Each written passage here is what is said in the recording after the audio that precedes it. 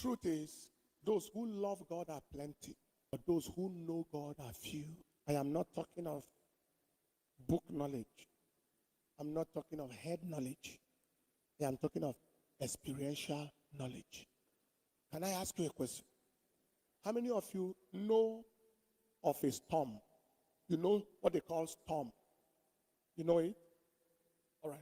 I've heard of a storm. How many of you have read in detail in a book the description of a storm? All right. Few now.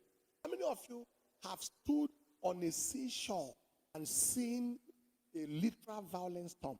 It's fewer.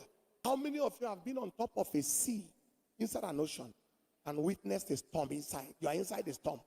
All the people have a knowledge of the storm. The one who heard about the storm knows the storm. The one who read about the storm knows a bit more. The one who watched the storm knows a little bit more, but the one who was inside the storm, he knows something about the storm that others don't know. It is called experiential knowledge.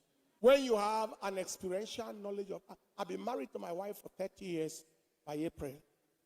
I'm not 30 years old. I may look like 38. Challenge is that we have been in our 20s for a long time. Praise the Lord. And there is an experiential knowledge.